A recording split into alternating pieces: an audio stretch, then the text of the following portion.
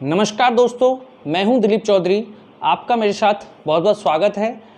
आज हम पढ़ेंगे मगध महाजनपद के बारे में। हमने अब तक महाजनपदों के बारे में जाना था, 2 पार्ट मैंने पहले ही डाल दिए हैं। जो बच्चे नए जोड़ रहे हैं वो उन पार्ट्स को जरूर देख लें। महाजनपद क्या थे, महाजनपदों में के बाद अब हम टॉपिक डालेंगे मगध महाजनपद। मगध महाजनपद क्या है तो समझें थोड़ा सा कि गया और पटना ये जो जिले थे, इन्हें प्राचीन समय में यानी कि आज से लगभग 2500-2600 साल पहले किस नाम से जाना जाता था? मगध के नाम से जाना जाता था। किसके नाम से जाना जाता था? मगध के नाम से। ये गंगा और सोन, ये सोन नदी है और ये गंगा नदी है, इसके दक्षिण में स्थित था। यहाँ पे था मगध, और मगध और अंग को अलग करती थी चंपा नदी, और इसके इधर था अंग। ठीक है, यहाँ मगध था, उधर अंग था। इधर पड़ोस में यहाँ वत्स था। ठीक है, वत्स जो इसको मैं यहाँ पे लिख सकता हूँ, यहाँ पे प्रदर्शित कर सकता हूँ। वत्स इस जगह पे था, यहाँ पे यमुना नदी इस तरह से आती थी। ठीक है, इस तरह से ये सीन था। तो इसको ऐसे समझिए आप कि गया और पटना जिले जो हैं ये प्राचीन समय में मगध के नाम से जाने जाते थे। अगर मैं बात करूँ मगध महाजनपद के संस्थापक की, तो संस्थापक का नाम था बृहद्रथ। लेकिन यदि मैं बात करूं वास्तविक संस्थापक की, तो वास्तविक संस्थापक था बिंबिसार। इसमें क्या अंतर है? तो इसको आप इस तरह से समझेंगे कि बृहद्रथ एक ऐसा राजा था जिसने मगध महाजनपद को प्रसिद्धि दिलाई और मगध महाजनपद को स्थापित किया। लेकिन उस मगध महाजनपद को स्ट्रॉन्ग करने का काम, मगध महाजनपद को विख्यात करने का काम, मगध के लोगों को उन्नत करने का काम, मगध की प्रसिद्धि दूर दूर तक फैलाने का काम, इसके अलावा मगध में महत्वपूर्ण किलों के निर्माण का काम, इसके अलावा मगध की राजनीतिक पृष्ठभूमि को मजबूत करने का काम जो किया वो बिंबिसार ने किया। इसलिए बिंबिसार को वास्तविक संस्थापक कहा जाता है। बृहद्रथ बहुत पुराना शासक था और इसके बेटे का नाम था जरासंध, यानी ये खुद जरासंध का क्या था? पिता था। जरासंध कौन? जिसे हम महाभारत काल में पढ़ते हैं, वह जरासंध। ठीक है, तो उसका पिता था बृहद्रथ और ये बृहद्रथ वंश था। उसके बाद यहाँ पे शासन शुरू हुआ हर्यंक वंश का, हर्यंक वंश। और हर्यंक वंश का जो संस्थापक था वो था बिंबिसार। कौन था? बिंबिसार था। तो बिंबिसार हर्यंक वंश का राजा था। तो यहाँ थोड़ा सा ध्यान देंगे, हर्यंक वंश हम पढ़ने वाले हैं। हर्यंक वंश में हम राजा पढ़ेंगे बिंबिसार। बिंबिसार के बाद उसका बेटा अजातशत्रु, इसके अलावा इसके 2 बेटे और थे जिनका नाम था हल और बेहल। इनको थोड़ी सी इनकी कहानी है वो हम समझेंगे। अजातशत्रु के बाद उसका बेटा हुआ उदयन, और उसके बाद उदयन के बाद जो राजा बना यहाँ का वो था नागदर्शक। इसमें बिंबिसार का शासनकाल देखने को हमको मिलता है 544 से 492 बीसी, यानी 544 से 492 ईसा पूर्व इसका शासनकाल था। अजातशत्रु का शासनकाल 492 से 460 ईसा पूर्व था। उसके बाद उदयन और उसके बाद नागदर्शक का शासन था। ठीक है, नागदर्शक जो था वो 412 ईस्वी में मार दिया गया। नागदर्शक की जो हत्या की वो की शिशुनाग ने। और कौन से वंश की स्थापना कर दी थी? शिशुनाग वंश की स्थापना कर दी थी। अब इस कहानी को थोड़ा सा इंटरेस्टिंग बनाएंगे हम और थोड़ा सा समझेंगे मगध महाजनपद को। तो अब पहले आप इतना याद रख लें कि मगध कहाँ पर था? तो पटना और गया जो जिले थे, गंगा और सोन नदियों के दक्षिण में जो क्षेत्र था उसे हम मगध कहते थे। और मगध का संस्थापक कौन था? बृहद्रथ था। कौन था? बृहद्रथ, जो जरासंध का पिता था। अब बात आती है कि मगध जो था ये ताकतवर क्यों हुआ। अभी हम कुछ समय बाद यहाँ के राजाओं को पढ़ेंगे कि यहाँ पे कौन कौन से वंश का शासन हुआ, लेकिन एक पॉइंट और यहाँ पे थोड़ा समझ लेते हैं कि मगध ही शक्तिशाली क्यों हुआ, मगध ही ताकतवर क्यों हुआ, और मगध को ही हम क्यों पढ़ रहे हैं। हम मगध को इसलिए पढ़ रहे हैं कि मगध सभी महाजनपदों में 16 महाजनपदों में सबसे शक्तिशाली हुआ था। शक्तिशाली होने का पहला जो कारण था वो ये था कि मगध जो था वहां पे गंगा और सोन नदियां बहती थी। मैं बता चुका हूं आपको, गंगा और सोन नदियां थी, उनके उपजाऊ मैदान में ये बसा हुआ था मगध। और अब आपको पता है गंगा और सोन जो नदियां हैं इनका जो क्षेत्र है वो बहुत उपजाऊ है। तो बहुत उपजाऊ है तो यहाँ पे पैदावार या उत्पादकता भी कैसी रहेगी बच्चों, बहुत अच्छी मात्रा में रहेगी। जब पैदावार अच्छी रहेगी तो यानी कि यहाँ का हर व्यक्ति उन्नत होगा कि नहीं होगा, तो यानी कि जो मगध की उन्नति में पहला जो योगदान रहा वो इस उपजाऊ क्षेत्र का रहा, गंगा सोन नदियों के उपजाऊ क्षेत्र का होना। ये इसकी पहली ताकत थी। दूसरी ताकत थी प्राकृतिक सुरक्षा। इसकी दूसरी क्या ताकत थी? प्राकृतिक सुरक्षा। यानी मगध जो था वो प्राकृतिक रूप से भी सुरक्षित महाजनपदों में से एक था। प्राकृतिक रूप से सुरक्षित महाजनपदों की मैं अगर बात करूं तो प्राकृतिक रूप से इसकी सुरक्षा किस प्रकार की थी? तो इसके चारों तरफ कोई समंदर तो था ही नहीं, इसके चारों तरफ जो सुरक्षा थी वो पहाड़ियों की सुरक्षा थी। मगध जो था वो 5 पहाड़ियों से घिरा हुआ था। मगध जो था वो कितनी पहाड़ियों से घिरा हुआ था? तो वो 5 पहाड़ियों से घिरा हुआ था और मगध को 5 पहाड़ियों ने घेरा हुआ था। इस वजह से ये प्राकृतिक रूप से भी कैसा था बच्चों? सुरक्षित था। ठीक है। तीसरी इसकी जो ताकतवर शक्तिशाली होने का जो कारण रहा, तीसरा जो कारण था वो ये था कि मगध जो था यहां पे लौह उत्पादक क्षेत्र काफी मात्रा में थे। तो लौह उत्पादक क्षेत्रों से क्या हुआ? लोहे से क्या बनाए इन्होंने? अस्त्र और शस्त्र बनाए। अस्त्र और शस्त्र बनाए और जब अस्त्र शस्त्र यहाँ पे ज़्यादा मात्रा में बने तो सेना भी शक्तिशाली हो गई। तो अब यहाँ इस प्रकार से समझें कि एक उपजाऊ क्षेत्र था जिससे उस क्षेत्र की जनता आसानी से भोजन कर सकती थी, उसको कोई प्रॉब्लम नहीं थी। प्राकृतिक सुरक्षा थी यानी कि सेना पर भी कम खर्च करना था, अपनी सीमाओं को सुरक्षित करने के लिए ज़्यादा खर्चा नहीं था और महाजनपदों की तुलना में बहुत कम खर्चा इनको करना पड़ता था अपनी सीमाओं को सुरक्षित करने में। और लौह उत्पादक क्षेत्र था इसलिए जो पहले जो सेना डिपेंडेंट थी मोस्टली वो किस पे डिपेंडेंट थी? लोहे पर डिपेंडेंट थी। उस टाइम बारूद तो था ही नहीं, तो लोहा था, लोहे से ही अस्त्र शस्त्र बनाए जाते थे और वो लोहा इनको कहीं से आयात नहीं करना पड़ता था, इनके यहाँ उन्नत होता था, यहाँ उत्पादित होता था। इस वजह से मगध जो था वो शक्तिशाली बन गया या ताकतवर बन गया। अगर आपसे कोई प्रश्न पूछता है कि मगध महाजनपद के शक्तिशाली होने के कारण क्या थे, तो उपजाऊ क्षेत्र का होना, प्राकृतिक सुरक्षा का होना और लौह उत्पादक क्षेत्रों का होना, ये इसकी ताकतवर होने के कारण थे। तो इसको हम यहाँ पे क्लियर कर लेते हैं। इसके बाद अब हम समझेंगे कि यहाँ पर जो हर्यंक वंश था और उसमें जो राजा हुआ था बिंबिसार, अजातशत्रु, उदयन और नागदर्शक, उनकी क्या कहानी है? उन लोगों ने किस प्रकार से मगध महाजनपद को मजबूत किया और किस प्रकार से अपना राज्य चलाया था, तो समझेंगे। हर्यंक वंश। हर्यंक वंश का शासनकाल था 544 से 412 बीसी तक। हर्यंक वंश का शासनकाल कब से कब तक रहा? 544 से 412 ईसा पूर्व तक रहा। और इस वंश का संस्थापक किसको माना जाता है? इस वंश का संस्थापक माना जाता है बिंबिसार को। किसको माना जाता है? बिंबिसार को, जिसका खुद का शासनकाल था 544 से 492 बीसी, यानी 544 से 492 ईसा पूर्व तक इसका शासन स्वयं बिंबिसार का रहा। बिंबिसार क्या था, बिंबिसार की क्या कहानी है, तो वो समझेंगे। बिंबिसार के समय यहां पे है मगध, यहां पे है अंग, यहां पे है वज्जी, इधर है मल्ल, इधर है कौशल, यहां पे है काशी, यहां पे है वत्स, यहां पे है चेदी, यहां पे है अवंती। अब थोड़ा सा समझिए कि मगध का जो पड़ोसी जो महाजनपद हैं वो कौन कौन से हैं। मगध का पड़ोसी काशी है, बिल्कुल निकटतम, अंग है और वज्जी है। ये 3 महाजनपद जो हैं ये इसके निकटतम पड़ोसी रहे, काशी, अंग और वज्जी। ठीक है। अब बिंबिसार के पास सीधे 2 चुनौतियां थी कि वज्जी जो महाजनपद था यह शक्तिशाली था, बहुत महाशक्तिशाली था। जब बिंबिसार राजा बना था तो वज्जी महाजनपद काफी शक्तिशाली महाजनपद था। तो इसके सामने चुनौती थी कि या तो वज्जी के साथ युद्ध किया जाए या फिर वज्जी से अच्छे संबंध बनाए जाएं।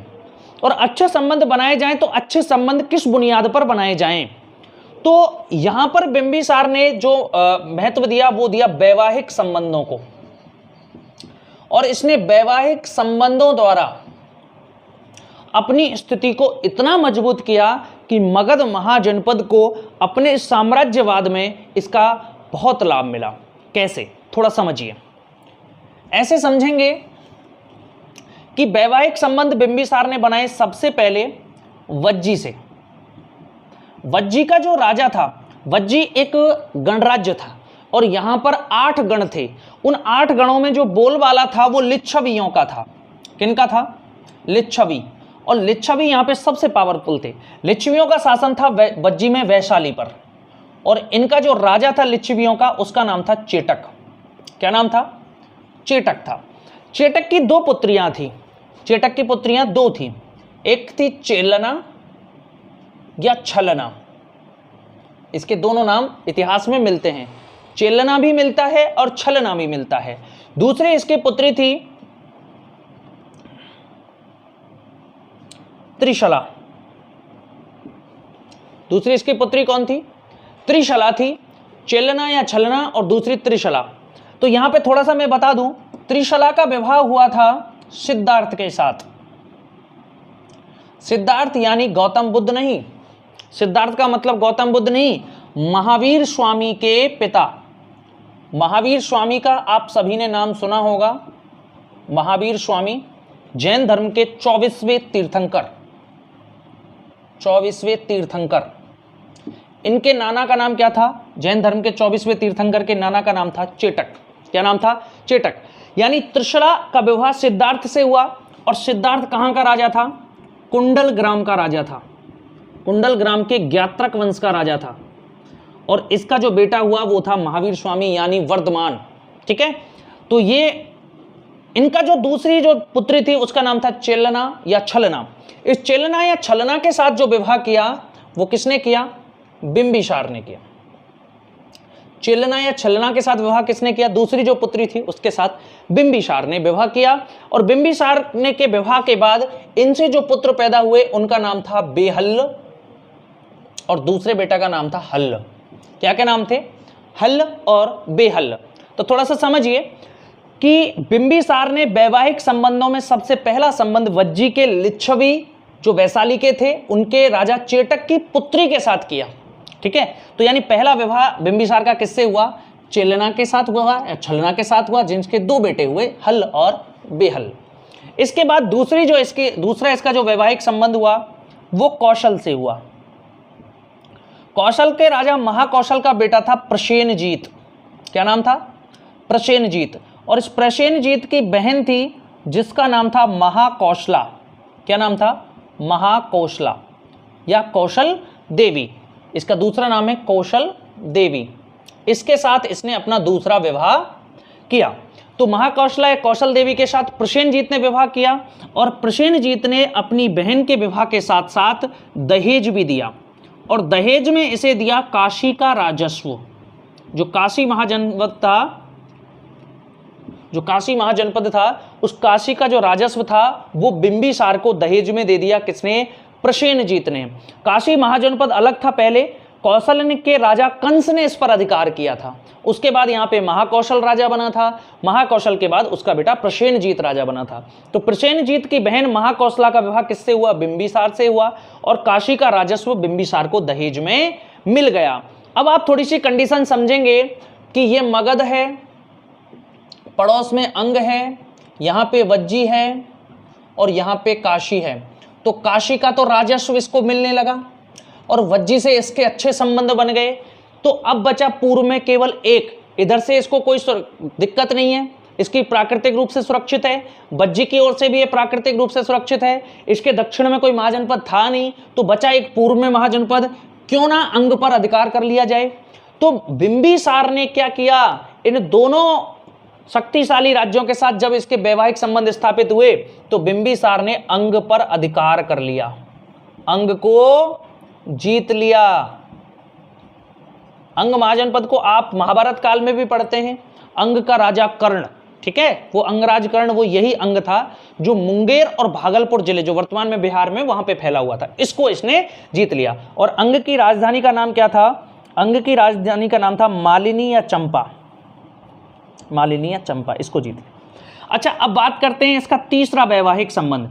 तो इसने तीसरा वैवाहिक संबंध बनाया मद्र देश के साथ। मध्य देश, जिसे वर्तमान में मैं क्या कहूँगा, पंजाब कहूँगा, पंजाब के साथ इसने तीसरा वैवाहिक संबंध बनाया और मध्य देश की राजकुमारी थी जिसका नाम था क्षेमा या खेमा, इसके साथ इसने तीसरा विवाह किया। किसने?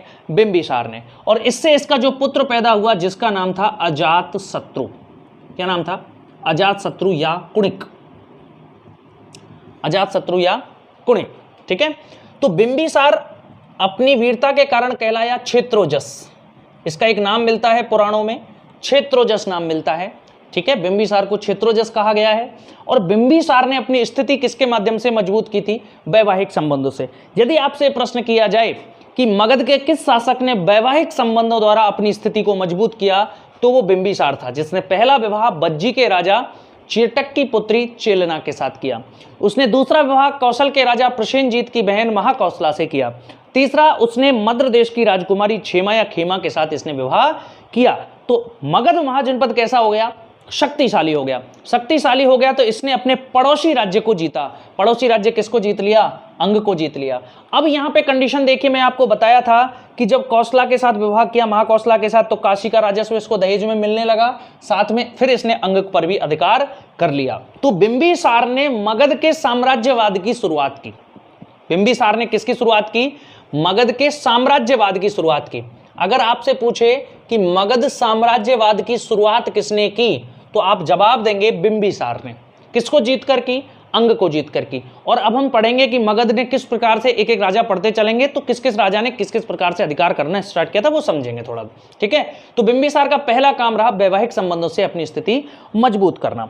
उसके बाद अब बिंबिसार जो था, इसने पड़ोसी राज्यों के साथ भी बहुत अच्छे संबंध बनाए। पड़ोसी राज्यों के साथ भी कैसे संबंध बनाए? बहुत ही अच्छे संबंध बनाए। और पड़ोसी राज्यों में प्रधानता किसके साथ बनाए? कौशल के साथ बना लिए, वज्जी के साथ बना लिए। ठीक है, अब इसके लिए जो खतरा थे वो था वत्स और अवंती।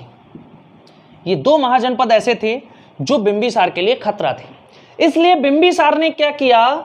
गांधार के राजा के साथ अच्छे संबंध बनाए। गांधार का राजा था पुष्कर सारिन। पुष्कर सारिन, गांधार महाजनपद की राजधानी तक्षशिला थी, वहां का राजा पुष्कर सारिन था, उसको अपना मित्र बनाया। पुष्कर सारिन ने बिंबिसार के दरबार में अपना दूत भेजा था और पुष्कर सारिन ने अवंती पर आक्रमण किया और यहां के राजा प्रद्योत को पराजित किया। प्रद्योत क्या हुआ? पराजित। किसने पराजित किया? गांधार के राजा पुष्कर सारिन ने। इस प्रकार से बिंबिसार ने अवंती को कंट्रोल में किया। वत्स हालांकि ताकतवर था, लेकिन उसकी ये क्षमता नहीं थी कि वो सीधे मगध पर आक्रमण कर सके। क्यों? क्योंकि मगध का क्षेत्र बड़ा हो चुका था और उसके सहयोगियों की संख्या ज्यादा थी। इसलिए बिंबिसार जो वत्स महाजनपद था, ये इंतजार में था कि कब मगध कमजोर हो और मैं उस पर आक्रमण करूं। लेकिन मगध कमजोर बिंबिसार के दौर में नहीं हुआ। अब बिंबिसार का एक राजवैद्य था। बिंबिसार के राजवैद्य का नाम था जीवक। क्या नाम था? जीवक। तो ये जो जीवक था, ये तक्षशिला यूनिवर्सिटी से पढ़कर आया था और जो बिंबिसार था इसका राज्यवैद्य था। एक बार ये प्रद्योत जो अवंती का राजा था, इसे जो है चंड प्रद्योत भी कहा गया है, क्योंकि ये अपने सैनिक कार्यों के लिए बड़ा कठोर था, इसलिए इसे चंड प्रद्योत भी मिलता है इसका नाम। तो जब ये बीमार हुआ, ये पांडु रोग से ग्रसित हुआ, तो बिंबिसार ने अपनी शत्रुता को भुलाकर जीवक को भेजा था और इस प्रद्योत को सही करने के लिए उसने काम किया था और इसको ठीक किया था। इस प्रकार से जो बिंबिसार नाम का जो राजा हुआ, ये एक ताकतवर राजा हुआ। इसने अपनी रणनीति में शत्रुता जो है उसको, उसके स्थान पर मित्रता को स्थान ज्यादा दिया, कि यानी कि मित्र ज्यादा बनाए, और जब ज्यादा इसके मित्र हो गए इसलिए शत्रु इसका कुछ नहीं बिगाड़ पाए और मगध को इसने स्थापित कर दिया। अब बिंबिसार का जो बेटे थे, बिंबिसार के अगर मैं बेटों को बात बताऊं तो बिंबिसार के बेटे मैंने अभी आपको थोड़ी देर पहले बताए थे। एक तो अजातशत्रु था और एक थे हल और बेहल। बिंबिसार के बेटे कौन थे? अजातशत्रु, और दूसरे हल और बेहल। ये हल और बेहल जो थे, ये छलना या चेलना के बेटे थे। चेलना या छलना के बेटे। बिंबिसार के पास एक ऐसा हार था जो केवल राजकुमार को ही दिया जाता था, और राजकुमार कौन था? अजातशत्रु। लेकिन बिंबिसार ने वो हल और बेहल को दे दिया। हल और बेहल उसे प्राप्त करने के बाद अपने नाना के यहां चले गए। नाना का नाम था चेटक। कहाँ का राजा था चेटक? तो चेटक था वज्जी का राजा। तो अपने नाना के यहाँ चले गए क्योंकि अजातशत्रु उस हार को इनसे लेना चाहता था। अजातशत्रु को बड़ा क्रोध आया। अजातशत्रु ने सबसे पहले बिंबिसार की हत्या कर दी, अपने पिता को ही मारा इसने, अजातशत्रु ने। अब इस राजवंश में एक चीज हमें देखने को मिलेगी कि जो पिता है उसको उसका बेटा मारेगा, इसलिए हर्यंक वंश को इतिहास में पितृहंता वंश कहते हैं। पितृहंता वंश, तो इतिहास में पितृहंता वंश के रूप में किस वंश को जाना जाता है? तो हर्यंक वंश को जाना जाता है। तो बिंबिसार की हत्या किसने की? अजातशत्रु ने की, कुणिक ने की। अजातशत्रु का दूसरा नाम क्या था? कुणिक था। ठीक है, अजातशत्रु ने अपने पिता को मारा। अब ये क्या बन गया? मगध का शासक बन गया और इसने सीधे चढ़ाई करने की सोची। कहां पर? वज्जी पर। लेकिन वज्जी इतना ताकतवर महाजनपद था कि उसे पराजित करना इतना आसान नहीं था। इसमें अजातशत्रु की जो सहायता की वो की महात्मा बुद्ध ने। महात्मा बुद्ध ने इसे रास्ता बताया संघभेद का। संघभेद यानी कि फूट डालो और राज करो। यानी वज्जी जो है इसकी ताकत थी इसके 8 गणराज्य। वज्जी की ताकत क्या थी? 8 गणराज्य। अगर इन 8 गणराज्यों में फूट डाल दी जाए तो वज्जी को जीतना मुश्किल नहीं था, फिर आसानी से जीता जा सकता है। अजातशत्रु को यह बात समझ में आई और अजातशत्रु ने अपने मंत्री वरस्कार को भेजा। वरस्कार को बहुत सारा धन दिया और वरस्कार पहुंच गया वज्जी। वज्जी के इन 8 गणराज्यों में वरस्कार ने फूट डाल दी और ये आपस में ही लड़ने लगे। उसी समय अजातशत्रु ने किस पर चढ़ाई कर दी? वज्जी पर चढ़ाई कर दी। और वज्जी पर चढ़ाई करते समय ये अपने 2 यंत्र साथ लेके गया था जिनके नाम थे महाशिलाकंटक और दूसरा था रथमूषल। इन दोनों को ये लेकर गया और किस पर चढ़ाई कर दी इसने? वज्जी महाजनपद पर चढ़ाई कर दी और वज्जी महाजनपद को इसने जीत लिया। ठीक है, इस प्रकार से अजातशत्रु ने वज्जी पर अधिकार कर लिया था। दूसरी तरफ अजातशत्रु की एक समस्या नई शुरू हुई। जो काशी का राजस्व बिंबिसार के समय मगध को मिलता था वो कौशल के राजा ने देना बंद कर दिया। अब बंद कर दिया तो अजातशत्रु ने काशी पर चढ़ाई कर दी। काशी और कौशल पर चढ़ाई की तो प्रसेनजीत के साथ इसका युद्ध हुआ। प्रसेनजीत की एक पुत्री भी थी जिसका नाम था वाजिरा, समझेंगे। तो प्रसेनजीत पर चढ़ाई कर दी और चढ़ाई करने के बाद प्रसेनजीत को इसने पराजित कर दिया। इनके बीच 2 युद्ध हुए। पहले युद्ध में कौन पराजित हुआ? पहले युद्ध में प्रसेनजीत पराजित हुआ। दूसरा जो युद्ध हुआ उस दूसरे युद्ध में खुद अजातशत्रु पराजित हो गया। अजातशत्रु जब बंदी गृह में था तो उसका प्रेम प्रसेनजीत की पुत्री वाजिरा के साथ शुरू हो गया था। ठीक है, प्रसेनजीत की पुत्री वाजिरा के साथ किसका प्रेम शुरू हो गया? अजातशत्रु का प्रेम शुरू हो गया। इसलिए वाजिरा के कहने पर प्रसेनजीत ने अजातशत्रु को मुक्त कर दिया और वाजिरा का विवाह किसके साथ कर दिया? अजातशत्रु के साथ कर दिया। साथ में काशी को पूरी तरह मगध के लिए सौंप दिया। मगध पूरी, अब जो काशी था वो पूरी तरह किस में शामिल कर लिया गया? मगध में शामिल कर लिया गया। अब मगध में कितने महाजनपद थे? अंग, जिसको पहले ही बिंबिसार जीत चुका है, वज्जी जिसको अजातशत्रु जीत चुका है, और काशी जिसका राजस्व पहले बिंबिसार के समय केवल राजस्व मिलता था लेकिन अब मगध का पूरी तरह काशी पर नियंत्रण हो चुका। इस तरह से 4 महाजनपद किसके अधीन थे? मगध महाजनपद के अधीन थे। यानी मगध एक ताकतवर महाजनपद बन गया। अब ये जो था मगध का राजा यानी अजातशत्रु, इसको खतरा था वत्स से। वत्स जो महाजनपद था इससे इसको बहुत ज्यादा खतरा था। इसलिए जो वत्स का राजा था उसका नाम था उदयन। उदयन कहाँ का राजा था? वत्स का राजा था। और इसके साथ इसने अपनी पुत्री पद्मावती का विवाह कर दिया और इस किस्से को भी क्या कर दिया? खत्म कर दिया। वत्स का राजा उदयन, उसके साथ अजातशत्रु ने अपनी पुत्री पद्मावती का विवाह किया और अपने जो वत्स नामक शत्रु थे उसको भी खत्म कर दिया। वो अब इसका क्या बन गया? मित्र बन गया। यानी वत्स महाजनपद अब मगध का मित्र बन चुका है। अब इसे खतरा था केवल और केवल अवंती महाजनपद से, लेकिन अब मगध इतना ताकतवर था कि अवंती उसका कुछ नहीं बिगाड़ सकता था। ठीक है, अब अजातशत्रु इस प्रकार से शासन करता रहा। अजातशत्रु के समय ही महात्मा बुद्ध की मृत्यु हो गई। महात्मा बुद्ध की क्या हो गई? मृत्यु। बौद्ध धर्म की भाषा में मैं इसे कहूंगा महापरिनिर्वाण। क्या कहूंगा? महापरिनिर्वाण। महात्मा बुद्ध को महापरिनिर्वाण हो गया। महापरिनिर्वाण हो गया तो महात्मा बुद्ध के 483 ईसा पूर्व में ये घटना थी, 483 BC। इसी समय इसने राजगृह में, राजगृह क्या है तो मैं थोड़ा समझाऊंगा, राजगृह में इसका क्या करवाया, एक प्रथम बौद्ध संगीति का आयोजन करवाया। 4 बौद्ध संगीतियां आयोजित हुई थी, पहली राजगृह में आयोजित हुई थी, दूसरी वैशाली में आयोजित हुई थी, तीसरी पाटलिपुत्र और चौथी कुंडलवन कश्मीर में आयोजित हुई थी।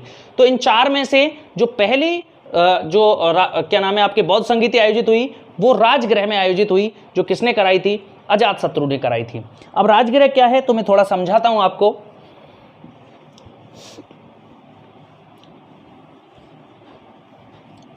देखिए बेटा, अगर मैं मगध की प्रारंभिक राजधानी की बात करूं, अगर मैं मगध की प्रारंभिक राजधानी की बात करूं तो सबसे पहली जो इसकी राजधानी थी वो वसुमती थी, वसुमती या ग्रीव्रज या कुशाग्रपुर,